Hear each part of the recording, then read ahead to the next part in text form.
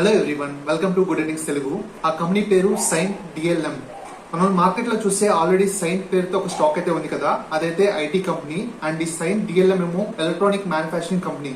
And ఈ company business ఎలా చేస్తుంది, అసలు బిజినెస్ ఏ సెగ్మెంట్ లో ఉంది, వీటి గురించి మనం బ్రీఫ్ గా డిస్కస్ చేస్తూ ఈ కంపెనీ వీళ్ళ ఫైనాన్షియల్స్ ఎలా ఉంది, వీళ్ళ పర్ఫార్మెన్స్ ఎలా ఉంది కొన్ని ఇయర్స్ నుంచి మనం చూద్దాం.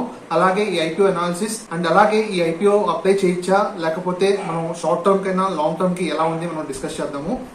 ఓకే, ఈ కంపెనీ సైన్ డిఎల్ఎం 1993 లో అయితే ఇన్కార్పొరేట్ అయింది. వీళ్ళు చేసే బిజినెస్ ఎలక్ట్రానిక్ మ్యానుఫ్యాక్చరింగ్ సర్వీసెస్ అయితే వీళ్ళు ప్రొవైడ్ చేస్తుంటారు, ఈఎంఎస్ సర్వీసెస్. వీళ్ళ సర్వీసెస్ లో మనం చూస్తే B2P, bill to print.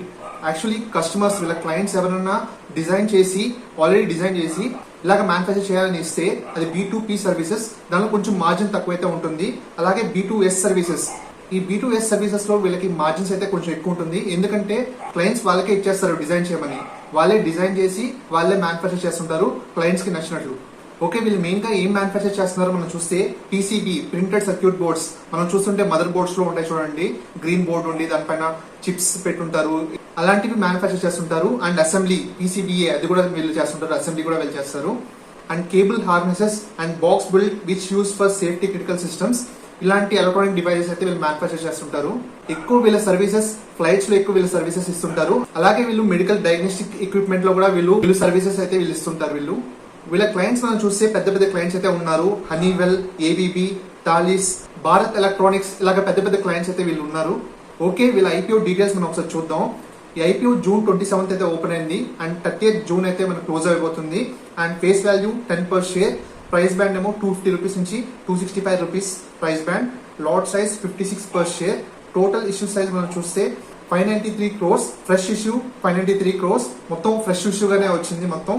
And employee discount 15 rupees per share. Employees కి అయితే వాళ్ళ కంపెనీ ఎంప్లాయీస్ కి 15 రూపీస్ డిస్కౌంట్ అయితే ఇచ్చారు. లిస్టింగ్ బోత్ BSE, NSE రెండిట్లో అయితే లిస్ట్ అవుతుంది. మనం రిజర్వేషన్ ఎలా ఇచ్చారు మనం చూసినప్పుడు యాంకర్ ఇన్వెస్టర్స్ కి నియర్లీ 45% ఇచ్చారు, QIB కి 30% ఇచ్చారు, NII కి 15%, రీటైలర్స్ కి 10% మాత్రమే ఇచ్చారు. మనం 22 డేస్ మనం చూస్తే opening date 27 June and closing date 30th June. Basis of allotment 5th July. Initialization of refunds 6th July. Credit of shares to demat 7th July. Listing date 10th July. మన market లోకి అయితే 10th రోజు అయితే listing అయితే వస్తుంది. మనం cut off time చూస్తే రేపు 5 o'clock June 30th 5 o'clock అయితే క్లోజ్ అయిపోతుంది ఐపీఓ. ఓకే, మనం ఐపీఓ అప్లై చేయాలంటే మినిమం ఇన్వెస్ట్మెంట్ ఎంత పెట్టాలో మనం చూసినప్పుడు retail investors 1 lot 56 shares, that is 14,840 rupees. Maximum 13 lots, that is 1,92,920 rupees. And HNI minimum చేస్తే 2,07,760 rupees. వీళ్ళ ఫైనాన్షియల్స్ మనం చూస్తే చాలా బాగుంది, కంపెనీ అయితే బాగా గ్రో అవుతుంది. వీళ్ళ టోటల్ అసెట్స్ గానీ, వీళ్ళ టోటల్ రెవెన్యూస్ గానీ, ప్రాఫిట్ ఆఫ్టర్ ట్యాక్స్ గానీ, టోటల్ నెట్వర్త్ కూడా ఇయర్ ఆన్ ఇయర్ మనం లాస్ట్ 2020 నుంచి చూస్తే ఈ లాస్ట్ 3 years లో మంచి గ్రోత్ అయితే ఉంది ఈ కంపెనీలో. ఈ కంపెనీలో ఒక్క మైనస్ ఏంటంటే వీళ్ళకి డెట్ అయితే చాలా ఎక్కువ ఉంది. ఈ డెట్ ఎక్కడి నుంచి వచ్చిందంటే కొంచెం డెట్ వీళ్ళ పేరెంట్ కంపెనీ సైన్ దగ్గర నుంచి వీళ్ళు కొంచెం తీసుకున్నారు అండ్ సమ్ అదర్ డెట్ ఏమో వేరే అదర్ సోర్సెస్ నుంచి తీసుకున్నారు. ఈ ఐపీఓ నుంచి వచ్చే అమౌంట్ ని ఫస్ట్ ఆ డెట్ అయితే క్లియర్ చేస్తారంట. అవుట్ సైడ్ నుంచి వీళ్ళు తెచ్చిన డెట్ అయితే ఫస్ట్ క్లియర్ చేస్తామన్నట్లుగా వీళ్ళు స్టేట్మెంట్ అయితే చెప్పారు. వీళ్ళ కీ మెట్రిక్స్ మనం చూసినప్పుడు PE 66.25 కొంచెం ఎక్స్పెన్సివ్ గా కనపడుతుంది, కానీ మనం చూస్తే మార్కెట్ లో లిస్ట్ అయిన సిమిలర్ కంపెనీస్ చూస్తే మనకి రీజనబుల్ గా అనిపిస్తుంది. ఈ సెక్టర్ లో ఉన్న స్టాక్స్ అయితే కొంచెం ప్రీమియం వాల్యుయేషన్ లో అయితే ట్రేడ్ అవుతున్నాయి ప్రెసెంట్ గా. Market cap 2,101 crores, ROE 23.1, ROCE 13.48, EPS 10.07, return on network చూస్తే 30.45. మనకి డీసెంట్ గా అయితే కనపడుతుంది కంపెనీ. ఓకే, వీళ్ళ సబ్స్క్రిప్షన్స్ ఎలా జరుగుతున్నాయని మనం చూసినప్పుడు ఈ రోజు సెకండ్ డే అయితే కంప్లీట్ అయింది. QIB చూస్తే 0.96, NII 11.92, రీటైలర్స్ 25.48. టోటల్ గా 8 times అయితే వీళ్ళు ఓవర్ సబ్స్క్రైబ్ అయితే అయింది. ఇంకా ఇది సెకండ్ డేనే, థర్డ్ డేనే చాలా వరకు అందరూ అప్లై చేస్తారు కాబట్టి ఇది మంచి ఓవర్ సబ్స్క్రైబ్ అయ్యే ఛాన్సెస్ అయితే చాలా ఎక్కువే ఉంది.